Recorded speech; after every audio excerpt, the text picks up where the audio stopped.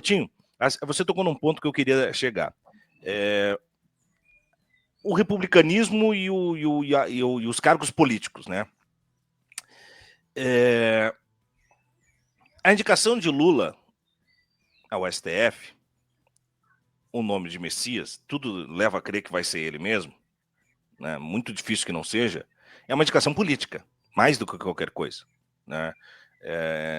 Não é uma indicação técnica, não é uma indicação jurídica, é uma indicação política. E a gente tem que entender isso sem pudor, tá? Tem que ser político. Porque se não for político, quando se tentou algo menos político, aí deu o Toffoli. A indicação do Fux, que foi parar na mesa do Lula e da Dilma como sugestão, aí deu essas coisinhas estranhas aí. Por isso eu defendi o nome do Messias, tá? Eu tive debates essa semana, conversei, por exemplo, com a professora Lenira Vilela, ela estava na batalha, né, argumentativa por uma mulher negra em especial no STF, mas a resposta de Lula ao escolher o Messias, para mim, é uma grande enquadrada do xadrez, tá? Primeiro, é mandar uma mensagem para todo mundo que está ali do centrão, naquele lugar meio cinzento da política com Lula ainda, que fidelidade se paga com fidelidade. O Messias é muito fiel ao Lula e não é de agora. E está recebendo um reconhecimento, e um reconhecimento que é de troca. O Lula continuará contando com a fidelidade de Messias no STF. Isso é importante. O Pacheco, por exemplo, as pessoas têm que lembrar, a memória não pode ser curta. O Lula queria que o Pacheco fosse ministro. O Pacheco não quis ser ministro quando deixou o comando da casa, do Senado. O Pacheco disse, não, me dá um tempo para dar uma descansada, depois vamos ver. O Lula disse, beleza. O Pacheco ainda não bateu o martelo e disse, Lula, é o que tu precisar. O Lula disse, beleza, eu estou precisando de você, não esqueça disso. Aí, agora é uma maneira de dizer assim, ó, viu, Pacheco? Quem está comigo está com Deus, né? Quem está comigo está bem. Ao mesmo passo que Lula diz para o Columbre assim, ó, não adianta você vir com ideias mandarinas aqui. Quem manda sou eu. Não adianta vir com lobby, STF. O Barroso estava saindo e indicando gente. Cara, só sai. Gilmar Mendes está indicando gente. Alexandre de Moraes estava fazendo lobby. Não, só sai, só fica quieto. Quem manda sou eu. Ao mesmo passo que Lula coloca um cara que tem um histórico de defesa de trabalhador. E isso é muito importante. Muito importante. Porque o Barroso é o cara que sai nos seus aniversários abraçado em fotos, abraçado no CEO do iFood, né? Então eu achei fundamental o nome do Messias agora. Claro, os próximos 3 nomes, se o Lula for eleito, são dele, tem que ter mulher, tem que ter gente preta ali, tem que ter. Mas agora era importante que fosse o Messias, viu? Eu concordo contigo, acho que é o nome do momento, né? O nome do momento. Inclusive, ele já tinha sido cotado, né? Quando foi o Dino, quando foi o Zanin, ele estava nas listas ali, né? Ele já era um nome cogitado. E assim, né? Vamos pegar, né? Tu começou falando da questão que o STF é político, né? O Poder Judiciário é um poder político, gente. Vamos parar com essa ilusão de que é um poder técnico.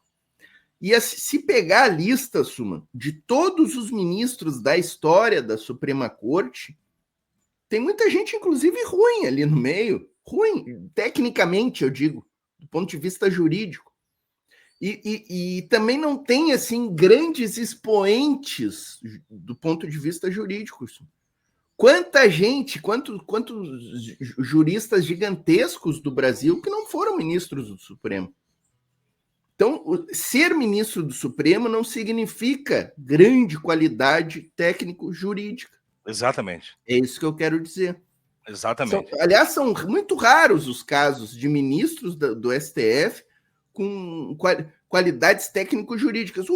Quer ver um jurista, Suma? Um jurista, eu acho que foi um grande político, tá? Mas do jurista medíocre. O Jobim, nosso gaúcho aqui, que foi nomeado pelo FHC. Mas político, era um ministro político do STF gigantesco do ponto de vista político e das manobras políticas que o FHC queria fazer dentro do STF, né?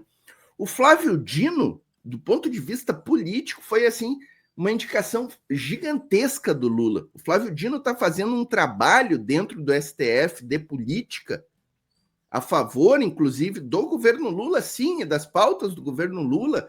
A questão das emendas, o Flávio Dino está conduzindo gigantescamente lá dentro. Uma matéria delicada que envolve relação com o poder legislativo, e ele está indo muito bem, com recuos e avanços muito bons, né, Suma? Então, assim, vamos parar com a ilusão do poder judiciário técnico-jurídico, né? Vamos lá, quer ver, Portinho?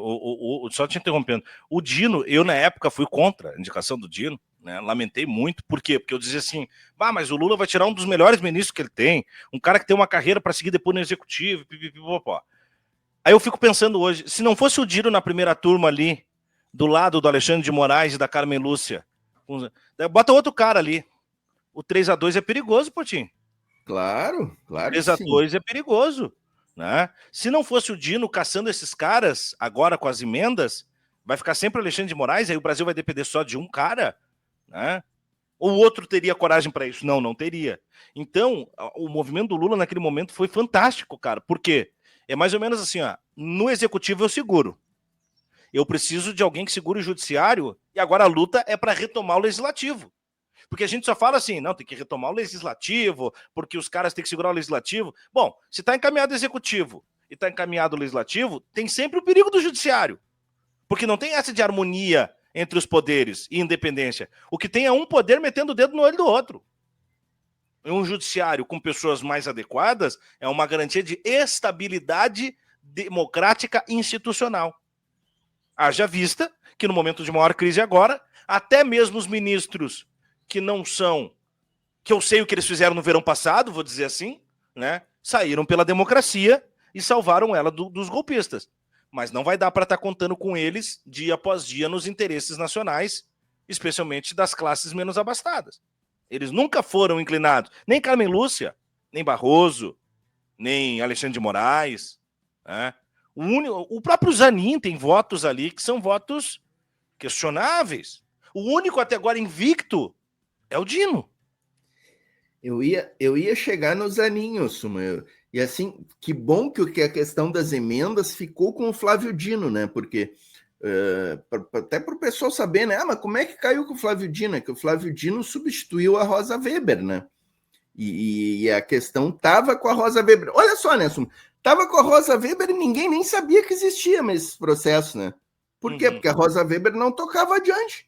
Não. O Flávio Dino entrou e nas primeiras semanas já despachou, bloqueando emenda, determinando a investigação da PF. Isso aqui, ó, né? Esse é um grande exemplo de como é político o STF. O cara pode tanto engavetar como levar adiante, depende da orientação dele. O Zanin também tem aí alguns processos importantes que estão com ele, a relatoria. Ele está ali, está levando um banho-maria, Nelson. O Zanin não vai se incomodar, o Zanin não vai fazer essa política que mais forte, sabe? O Zanin vai ficar ali num banho-maria, vai votar a favor do empresariado, inclusive, que a gente sabe que a tendência dele não é para trabalhadores. Então, nesse sentido, foi um ministro ruim, na minha visão. Quando chegar lá um processo mais grosso de uma tentativa de golpe, tentaram dar o golpe no Lula e ele entrou com mandado de segurança. Aí o Zanin vai vir, vai ter que vir, né? Quando a Dilma sofreu o impeachment, teve esse mandado de segurança da Dilma. E eles sentaram os 11 em cima do nosso mandado de segurança, sabe? Quando vieram do Lula, nós já temos o Dino e o Zanin, eu estou contando. O Messias vai entrar e eu vou contar. Se o Lula botar um outro ministro agora, se o Lula botar a mulher negra, que o pessoal está querendo, eu também quero a mulher negra. Claro. Eu também quero a mulher negra. Inclusive, essa semana eu recebi aí uma lista com 11 mulheres negras. Pena que eu não tenho aqui agora, até podia trazer esses nomes. Excelentes, 11 mulheres negras excelentes, Suma. Não só excelentes porque são mulheres negras, pela trajetória de vida, por estarem aí ocupando. Tem uma no Tribunal Militar, eu acho, tem duas na STJ, tem uma num Tribunal de Justiça de São Paulo, se não me falha a memória. São ótimos quadros, tem histórico de defesa da classe trabalhadora, inclusive, mas iria faltar, Sumas, o último requisito ali que eu acho que é fundamental para nós, que é o político, né? A grande política, né? Eu acho que essas 11 mulheres negras aí que eu vi nessa lista, elas têm sim o componente político, porque elas não teriam chegado a STJ, TSE, Tribunal de Justiça, se elas não tivessem uma luta política por trás, né?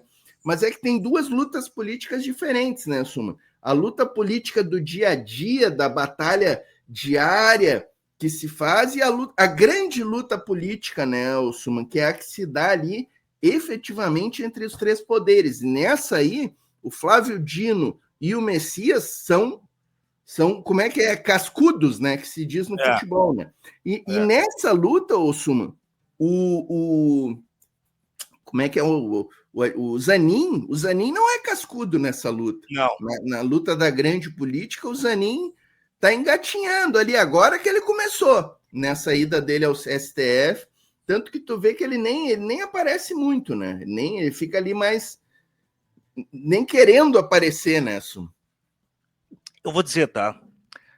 Se fosse pegar todos os elementos pré-indicação e até agora a performance do Zanin como ministro, ela só tem um ponto elogiável, que é a atuação dele na questão do golpe, tá? Até agora é só isso.